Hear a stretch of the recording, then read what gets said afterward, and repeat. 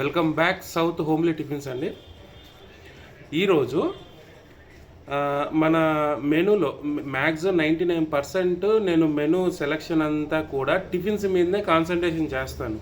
ఎందుకు చేస్తాను, ఎందుకు మెనూలో టిఫిన్సే పెట్టండి అని ఎందుకు చెప్తానంటే, ఎగ్జాంపుల్గా మీకు ఈరోజు ఒక కిలో దోసపిండి మీద మనకు వచ్చే మార్జిన్ ఏంటో చెప్తా లైవ్లో, ఓకేనా? ఒక కిలో దోసపిండి, ఓకేనా, అర్థమైంది? ఒక కిలో దోసపిండి దానికి అయ్యే ఖర్చు 25 రూపాయలు లేదా 30 రూపాయలు మనకు నూక బియ్యం దొరుకుతాయి. నూక బియ్యమే వేయాలి యాక్చువల్లీ. అవి ఒక 25 రూపాయలు. తర్వాత దాంట్లోకి మినప్పప్పు వేస్తారు. మినప్పప్పు అంతా ఒక కిలో 140 రూపాయలు ఉంది. సో 140 కాకపోయినా ఆ కిలో రైస్లోకి మనం ఒక 30 రూపాయల మినపప్పు, ఇంకా తక్కువనే పడుతుంది, 20 రూపాయలు అనుకో, సరే 20 రూపాయలు మినపప్పు అనుకోండి. 20 రూపాయలు మినపప్పు అండ్ ఇదొక 25 రూపాయలు. ఎంత అయింది? 25 ప్లస్ ఒక 20 రూపాయలు. తర్వాత పల్లీలు మామూలుగా ఇంట్లోకి అయితే కానీ ఒక 1/4 కిలో సరిపోతాయి, బట్ మనము అమ్మేకి పెడుతున్నాం కాబట్టి ఒక కిలో పల్లీలు వేసుకోండి హ్యాపీగా, ఇంకా మిగులుతాయి దాంట్లో, కానీ కిలో పల్లీలు వేసుకోండి. కిలో పల్లీలు అన్నా కూడా 120 రూపీస్ లేదా 130, మొత్తం కలిపితే 165 రూపీస్ అయింది. ఏది మనం దీంట్లో బియ్యం వేసాము, మినపప్పు వేసాము అండ్ పల్లీలు వేసాము, ఇంకెందుకంటే ఇంకేం ఉండదు ఇంకా. సరే, మొత్తం 165 రూపాయలు అయింది, ఓకేనా? 165 రూపాయలు అంటే మనం ఏం చేస్తాము, ఇంకొక 35 రూపాయలు యాడ్ చేద్దాం. ఎందుకు 35 రూపాయలు యాడ్ చేస్తానంటే, మిర్చి కానీ, జీలకర్ర కానీ, ఆవాలు కానీ అవన్నీ ఉంటాయి కదా, అవన్నీ కలుపుకుంటే ఒక 200 రూపీస్ అవుతుంది, ఓకేనా? ఇది ఒక కిలో దోసపిండికి అయ్యే ఖర్చు, ఓకే? ఒక కిలో దోసపిండికి అయ్యే ఖర్చు. ఇప్పుడు మనము ఈ 1 కిలో దోసపిండిలో ఎన్ని దోశలు తీస్తామో తెలుసా?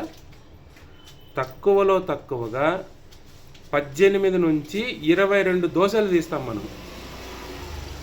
18 నుంచి 22 దోసెస్ అనేది మనం తీస్తాము. అదే ఇంట్లో చేసుకున్న దోశ అనుకోండి, 25-30 వరకు కూడా వస్తాయి. 25 వరకు అయితే మినిమం వస్తాయిలేండి. అంటే పిండి కలుపుకునే విధానం, పిండి పులిసే విధానం బట్టి కూడా మనకు దోశలు ఎక్కువ తక్కువ అనేది ఉంటుంది, ఓకేనా? చెప్పగానే రాలేదే అని అంటే నాకు తెలియదు, చెప్తున్నా, మళ్ళీ చెప్తున్నా. ఇది పిండి పులిసే విధానం బట్టి ఉంటుంది, మనం వేసే కొలతల బట్టి కూడా ఉంటుంది, ఓకేనా? ఎగ్జాంపుల్గా మీకు ఎన్ని చెప్పా? 22 నుంచి 25 దోశలు చెప్పా. 20 దోశలు వేసుకో, ఓన్లీ 20 దోశలు. ఏ రెస్టారెంట్ అయినా 20 ఈజీగా వస్తాయి అబ్బా, అది తెలుస్తుంది, ఓకేనా? 20 దోశలు నేను లెక్క చెప్తున్నా. 20 దోశలు ఇంటూ ఒక్కొక్క దాంట్లో ఏ హోటల్కి పోయినా, ఎంత చీప్గా పోయినా కూడా 40 రూపాయలు మినిమం అనేది నడుస్తుంది. సో మన దాంట్లో కూడా 40 రూపాయలు ఉంది. So 40 rupees, okay? 20 ఇంటూ 40 ఎంత వచ్చింది చూసారా? 800 రూపీస్ వచ్చింది, ఓకేనా? 800 రూపీస్. సరే పోను వద్దులే, 20 ఇంటూ 30 రూపాయలు వేసుకుందామా దోశ, ఓన్లీ 30 రూపాయలు వేసుకుందాం, ఓకే? 600 వచ్చింది, 600 వచ్చింది, ఓకేనా? 600 దోశ మీద మనకు వచ్చిన రాబడి. 600 రాబడిలో మనము ఇందాక ఎంత చెప్పాను నేను, మీ పెట్టుబడి రా మెటీరియల్కి 200 రూపాయలు, మిగిలింది ఎంత? 400 రూపాయలు. 400 రూపాయల్లో ఇంకొక 100 రూపాయలు తీసేయండి, ఇంకో 100 రూపాయలు తీసేసేయండి. ఎందుకు ఆ 100 రూపాయలు అని అంటే, ఇప్పుడు మనము గ్యాస్ మనకేం ఊరికే రాదు, ఆయిల్ ఊరికే రాదు. సో అందుకు ఆ 100 రూపాయలు అనేది అలా పెట్టాం అంతే, ఓకేనా? ఇప్పుడు మనకి ఎంత వచ్చింది లాభం అంటే,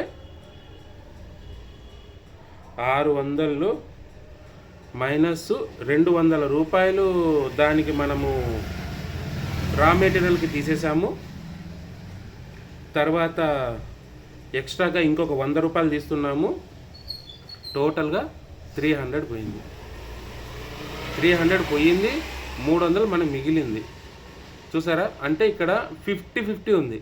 నేనేం చెప్పా? 60 to 70% మార్జిన్ అని చెప్పా, అవునా? సో ఇక్కడ 300 రూపాయలు మాత్రమే అయింది ఖర్చు అంతా, కానీ ఇక్కడ మనకు 300 మిగిలింది. ఓకే. సో ఇంకొక 2-3 దోశలు ఎక్కువ వస్తే ఇంకొక 100-200 కలిసి వస్తుంది కదా. అర్థమైందండి నేను చెప్పేది? ఇంకొక 100-200 కలిసి వస్తుంది. ఏది? ఇంకొక 2-3 దోశలు ఎక్కువ అయితే ఖచ్చితంగా అవుతాయి. అది పిండి తయారు చేసే విధానంలో ఉంటుంది. ఒక్కొక్కరు ఒక్కోలా చెప్తారు. ఒకరు మినపప్పు ఎక్కువ వేస్తారు, ఇంకొకరు ఇడ్లీ రవ్వ వేస్తారు, ఇంకొకరు ఇంకోలా చేస్తారు. సో అది వాళ్ళ విధానం బట్టి దోశ ఒదగడం అనేది, ఒదగకుండా ఉండడం అనేది, మెల్టేషన్ అనేది అవంతా ఉంటుందన్నమాట. ఒక్కొక్కరిది ఒక్కొక్క స్టైల్. ఓకేనా? ఏ స్టైల్లో చూసుకున్నా కూడా నీకు 1 కిలోకి 200 రూపాయలు అయితే మినిమం ఉంటుంది బిజినెస్. అలాగా 5 కిలోలు వేసుకున్నా కూడా డైలీ ఒక 1000 రూపాయలు మార్జిన్ అనేది మనకు పక్కాగా మిగులుతుంది. ఇదే లెక్క మీకు ఇంకోలా చెప్తా. ఇది ఎక్కిందో లేదో నాకు అర్థం కావట్లేదు. అన్ని దోశలు వస్తాయా అని అనొచ్చు ఒక మాట. అన్ని దోశలు వస్తాయా రా కిలో పిండికి అంటారు కదా. ఉదాహరణ ఇంకోటి చెప్తా. ఓకేనా?